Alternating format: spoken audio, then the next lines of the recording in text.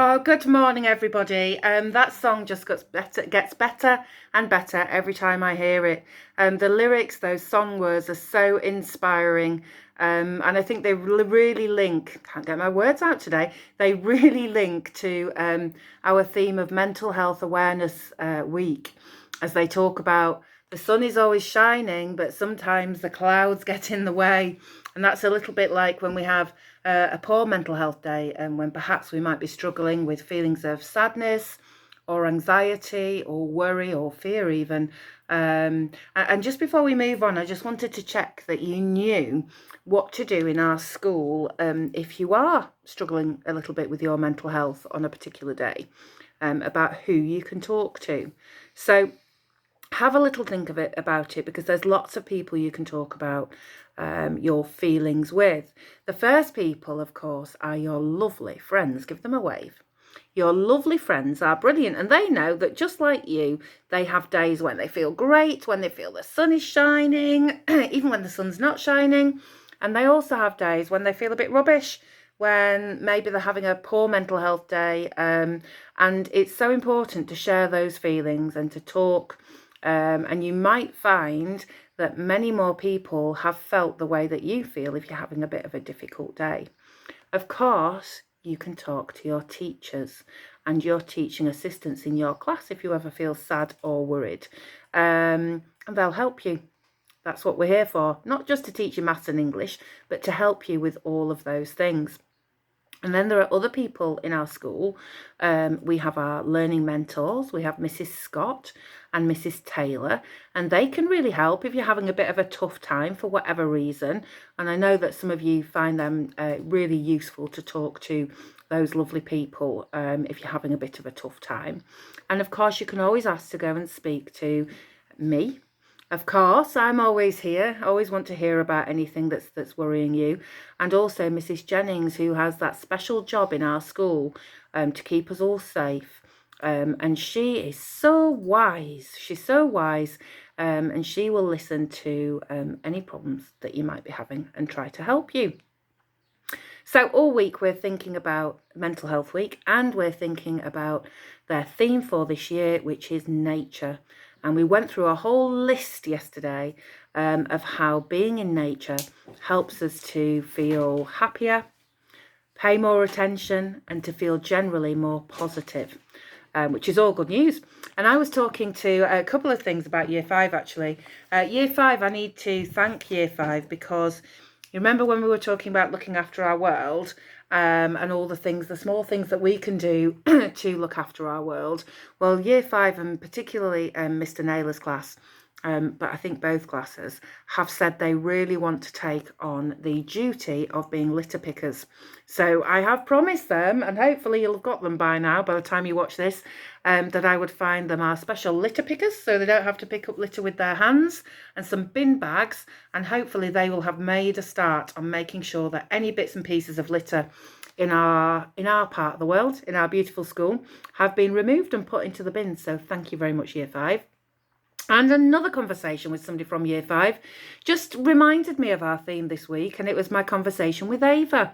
And Ava was very excited. She came to sing for me, actually, last week, and she was telling me that for the very first time ever, she is going camping very soon with her family.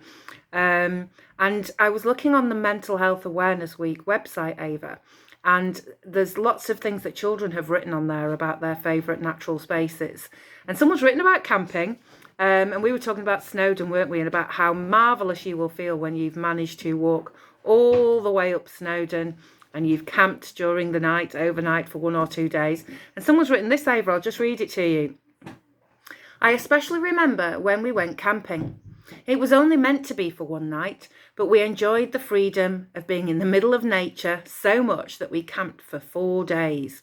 My favourite memory about it was going on walks and watching the sunset. It was so peaceful and refreshing.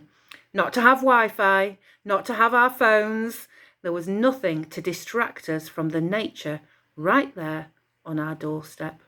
And you must tell me, Ava, when you've come back, I think it's in half term when you're going, how you got on. staying in a tent for the first time, because camping really is a great way to be connected with nature.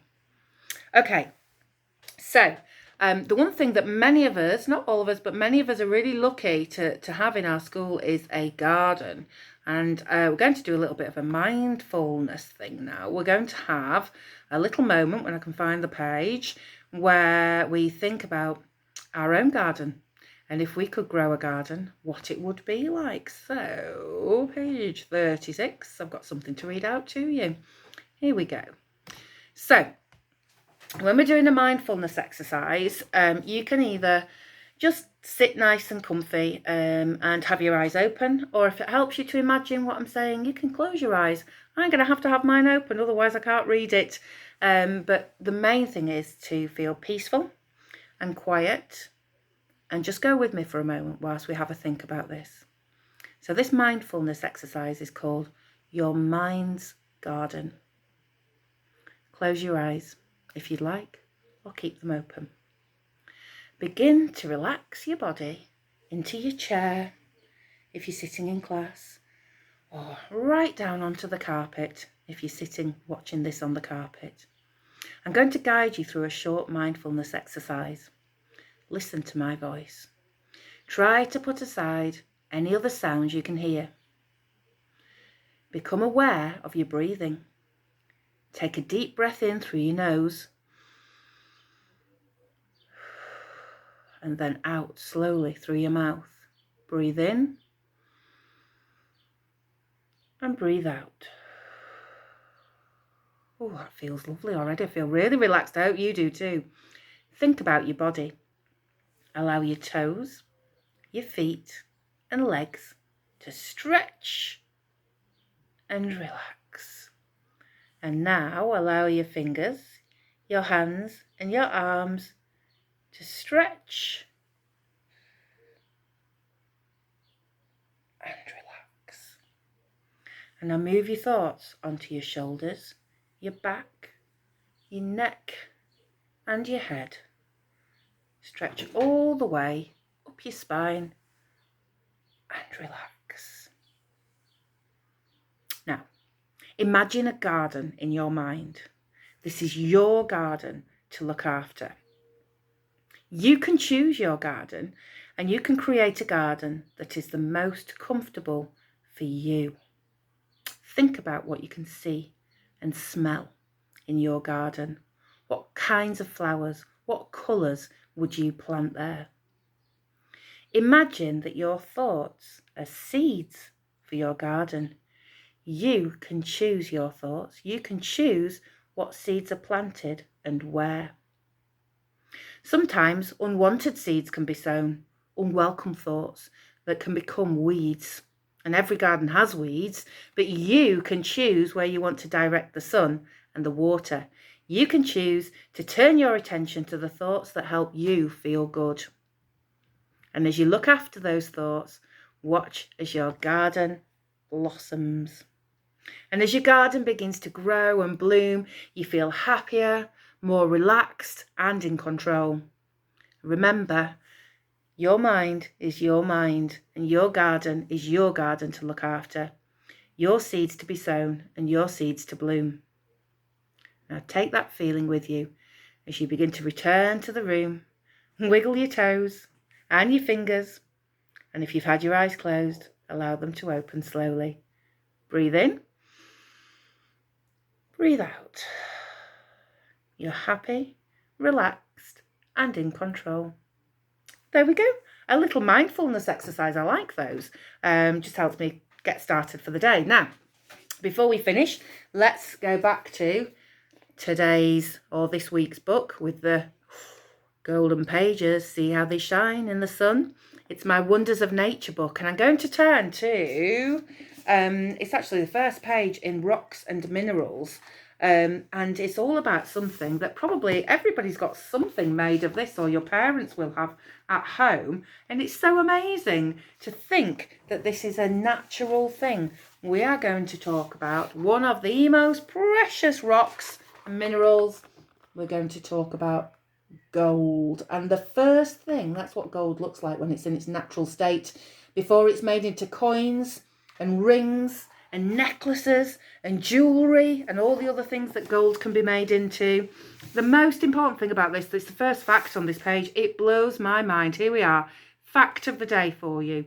Most of the gold we discover near the Earth's surface, so the bits that we find in rivers particularly, come from meteorites that smashed into our planet from outer space.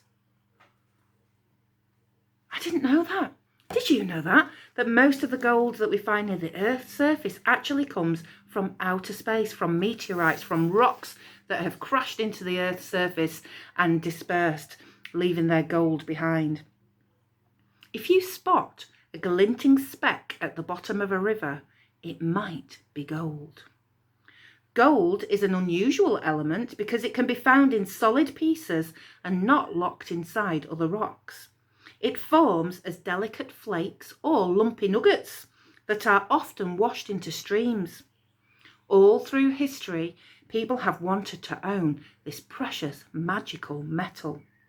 The Inca people of South America thought that gold was the sweat of their sun god. In the 1800s, around 300,000 people raced to California in the United States of America to search for gold in riverbeds. However, only a small number of them found enough to become rich during this gold rush. So there we go. So maybe one day you might be lucky enough to find a nugget of gold or a tiny amount glinting. You can find it in places in the UK. There's something called Welsh gold that we always have a look for when we're paddling in rivers when we go on holiday in Wales. But it's another wonder of the natural world. So I'll leave you with that thought today. I hope you're feeling good. If you've got any worries, talk to somebody. That's my message today. Have a really good day, everybody. I'll see you for more Wonders of Nature tomorrow. Bye for now.